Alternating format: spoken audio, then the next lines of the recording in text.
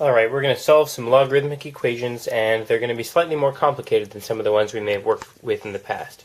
So we've already learned how to solve basic equations involving logarithms by using the fact that logarithmic equations can be rewritten in exponential form. So we've had equations like log base 10 of x equals 2, and we can rewrite that as 10 squared equals x, or 100 equals x, right? But what will we do if we come up with an equation like this? Log base 10 of x minus 2 equals 1. How do we deal with something like that? Well, here's what we do. We say if the common logarithm of x minus 2 is 1, then we say 10 to the 1 equals x minus 2. So all we did was we did the same thing that we did over here for x, we just did it with x minus 2 instead. And now we can say 10 to the 1 is 10, so 10 is x minus 2, and x equals 12. Now, when working with logarithms, it's always very important to check our solutions and make sure that they are actually within the domain. So let's plug 12 back in here, and we get log of 12 minus 2 equals 1. 12 minus 2, of course, is 10. So the log of 10 is 1. 10 to the 1 equals 10, and that checks out. Alright, so that's how to solve the first kind. The second kind of problem we might get is something like this. The log base 3 of 5x minus 2 is equal to the log base 3 of 2x plus 7. Alright, now how do we solve a problem like this? Well, here is where we use the fact that logarithms are one-to-one. See, what we have right here is some exponent. Remember, logarithm is an exponent. So some exponent that we can raise 3 to get 5x minus 2. And over here we have some exponent that we can raise 3 to get 2x plus 7. And it turns out the exponents are the same. That's what the equal sign means. So the exponent here that we can raise to get this is equal to the exponent that we can raise 3 to get this. Well, the only way that's true is if these two things are the same. So we've got 5x minus 2 is equal to 2x plus 7. Using the fact that the logarithmic function is one-to-one, we can rewrite it this way. And then we get a linear equation that we can solve very easily. Subtract 2x from both sides. 3x minus 2 is 7. Add 2 to both sides. 3x is 9.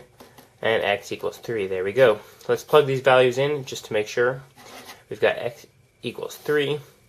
5x minus 2 would be 5 times 3 minus 2, 15. Minus 2 is 13. So the log base 3 of 13 is equal to, and then we're going to plug in x equals 3 over here too. So we've got 2 times 3 is 6, plus 7. That's 13 too. So over here we have the log base 3 of 13. We don't really know what the log base 3 of 13 is. There is a logarithm base 3 of 13, but we can't figure it out without a calculator. But since we have the same thing on both sides, we know that they are equal to each other, and the solution checks out. Alright, now often we're going to have an equation that contains multiple logarithmic expressions. Like this one right here, we've got the log base 3 of 3x plus 7 is equal to the log base 3 of 2 plus the log base 3 of 17. If we're going to try to solve a problem like this, often it's helpful and even necessary to use the properties of logarithms to rewrite it so that we have logarithms, so that we only have two logarithms, one on each side. So let's try rewriting this one right here. Alright, the log base 3 of 3x plus 7 is equal to the log base 3 of 2 plus the log base 3 of 17. The first thing we should notice here is that all of the logarithms have the same base. That's usually pretty helpful when working with logarithms, so we're grateful there. Alright, the log base 3 of 2 plus the log base 3 of 17. Now, if you remember your properties of logarithms, you'll realize that we can rewrite this as the log base 3 of 2 times 17. And that comes from the properties of logarithms, which we explained elsewhere, and you can go back and review that if you want to. 2 times 17 is 34, so we have the log base 3 of 34 is equal to the log base 3 of, I can't quite fit it in there, but 3x plus 7. Alright, so that should be 3x plus 7 there. Now, again, since this function is 1 to 1, the log base 3 of 3x plus 7 is only going to be equal to the log base 3 of 34 if 3x plus 7 in fact is 34. So 3x plus 7 is equal to 34. Quickly we can add 7 to both sides, and we get 3x equals 41. X equals 41 over 3. Well, looks like I did something wrong there. Oh, I see what I did. I added 7 to both sides instead of subtracting. Whoops. Alright, so we're going to subtract 7 from both sides here. 3x plus 7 equals 34.